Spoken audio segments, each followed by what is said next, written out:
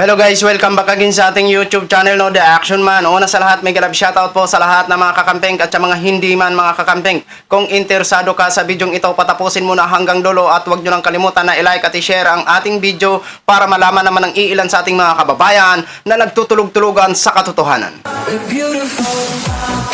So muli naman nagbabalik ang nag-iisa nyong host na si The Action Man para magbigay ng komentaryo at reaction sa mga mainit ng issue ng bayan.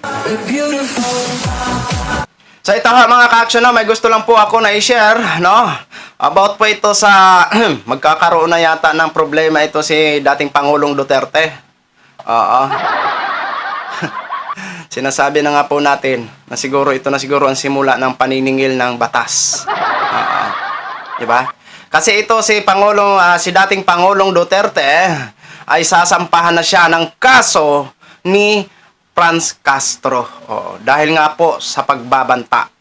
Ito po, panoorin po natin ang nasabing video at pakinggan ho natin ito. Malak raw sampahan ang reklamo ni Congresswoman Franz Castro si dating Pangulong Rodrigo Duterte dahil sa pagkabanta raw sa kanyang buhay. Umalag din ang kamera sa mga patutsyada ng dating Pangulo. Nasa frontline na balitang yan si Marian Enriquez.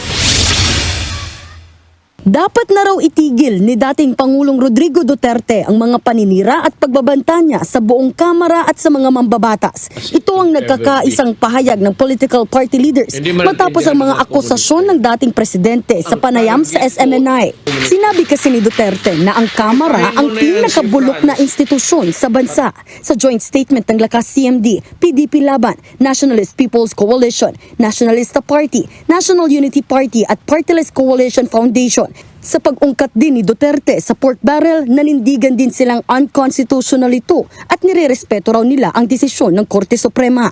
Sa halip daw na maglabas ng mga aligasyon, hamon nila kay Duterte magsampa ng kaso kung may hawak siyang ebidensya. Sinigundahan naman yan ng House Secretary General. We have to say something, no? Hindi pwedeng laitin yung buong Kongreso, yung House of Representatives, no? Kasi sininggle out tapos bring up pa yung pork barrel, which is non-existence na ngayon. Pinalagan din ng Kamara ang akusasyon ng dating Pangulo na may confidential at intelligence funds ang Kamara.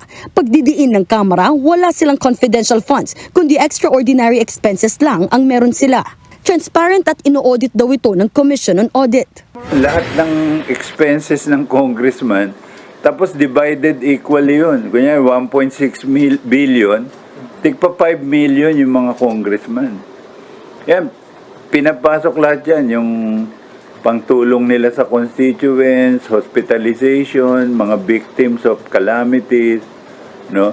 Pati yung operation ng opisina kasama ron.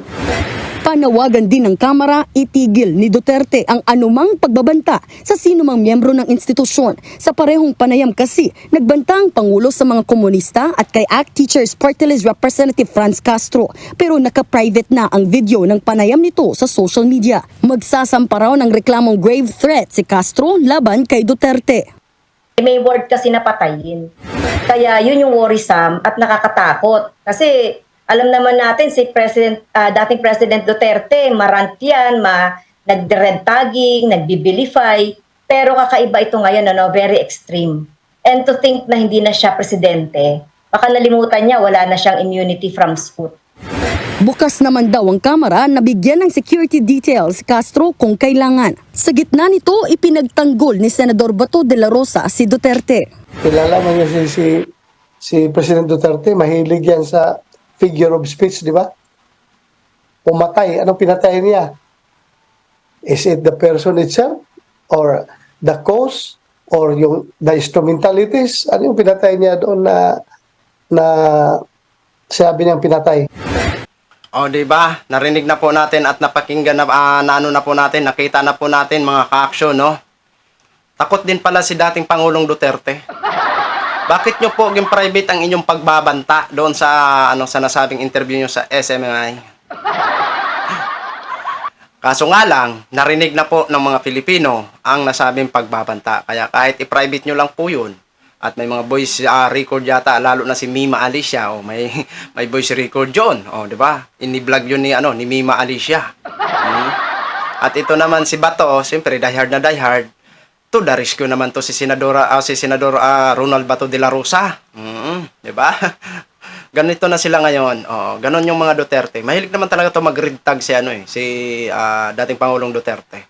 Kaya naman na po ni Vice President Sara Duterte mahilig din mag-red tag. Natural lamang niya, nasasampa ng kaso. Total, sinabi niya naman yun. Kahit yung private nyo, narinig na po ng maraming Pilipino yung nasabing pagbabanta, wala na po kayong magagawa. Isang ebidensya na po yun, no? Dapat kasi mga ganito, wag matakot, no? Kasi kung tutusin, wala naman siyang katungkulan na sa gobyerno. Anak niya lang naman ang may katungkulan bilang Vice President ng Pilipinas. Kaso ito si dating Pangulong Duterte, umaasta pa rin na parang mataas pa rin siya na opisyal. Kaya, okay yan. Ang ginawa ni Franz Castro. Maging matapang po kayo. Huwag nyo pong pabayaan. Kailangan sampahan nyo ng kaso. Para nang sa ganun, matututo tong mga to. Kasi kung walang maglakas loob sa kanila, patuloy po talaga na magaganyan. Talagang patuloy ang mga taong pag ginusto nilang ganun, bigyan agad ng great trap na ganito, etc. Pero kung may lakas loob na lumaban sa kanila, hihinto na yan, lalong-lalo na kung maparusahan. So yun lang ho mga ka-action, mga kakamping nog, in-share ko lang ho sa inyo. Maraming salamat sa lahat nating mga viewers, Luzon, Visayas at Mindanao, all over the world. Ako po ang inyong lingkod, si The Action Man. Have a good day, everyone. Beautiful.